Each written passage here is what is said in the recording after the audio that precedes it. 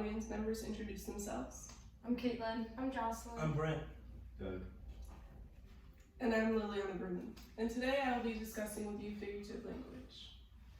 Poetry is the highest form of language. This is a quote by Cassandra Curry, who is a novelist, children's book author, and a teacher. She used to always say this in class, and it always stuck for me for some reason. Because why is poetry the highest form? And the answer is quite simple: figurative language.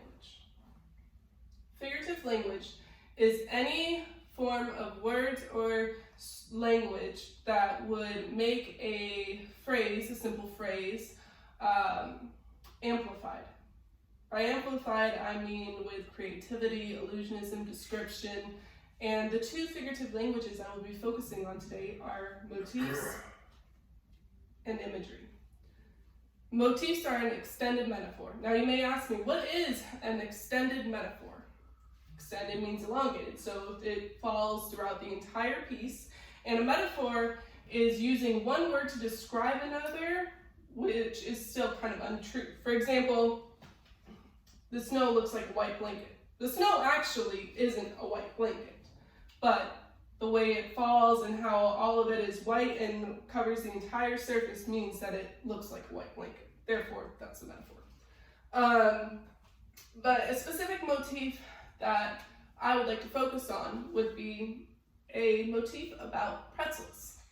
I know it's a little odd, pretzels, but pretzels were used in a poem to describe life. How life constantly turns and twists and is complicated, just like the way a pretzel turns and twists and wraps around each other.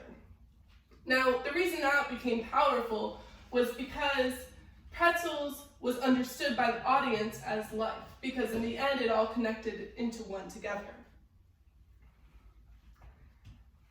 But you have to make sure your audience understands your motif. If they do not understand the motif, then the entire meaning of your motif, whether it be pretzels or the sky, will mean nothing to the audience.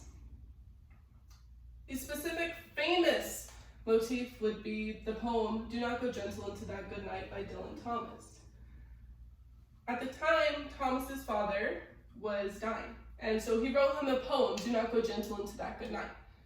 He made an extended metaphor of a good night being death and rage against the light of rage against dying throughout the entire piece, and that's what made it memorable.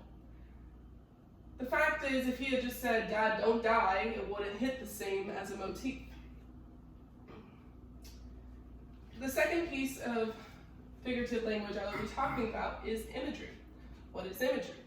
Imagery is descriptive language used to describe a certain person, place, or event. For example, if we were to look around, we could say the door frame is brown. Or if you used imagery, it would be, it is a dark brown that glistens in the sun. Now, I could hold up a visual aid and I could explain it to you very mundane, or we could get our hands dirty and do it ourselves. So, could I please have Jock come up to the front? Now, we can look at Jock, see her outfit. And now, Jock, I would like everyone to use imagery to describe her until we run out of imagery to do. Describe everything about her appearance that you can. Remember, positivity. We are not here to hurt people. If you have nothing nice to say, don't say it at all. I'll first start off with Caitlin.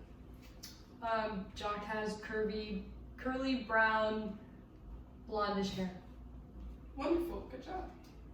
Jock has pointy fingernails, sorry. Wonderful. Jock has brown hair.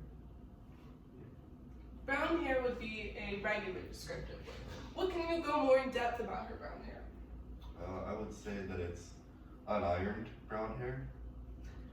Ironed? Oh wait, no, wait. Natural? Yeah, unnatural. You know, just. Yes, sir, I understand. That is the right wavelength, but I meant that could work, but you would use maybe a wavy natural hair, or you could describe her hair color. her stature. Thank you so much, Jocelyn. You may go sit down.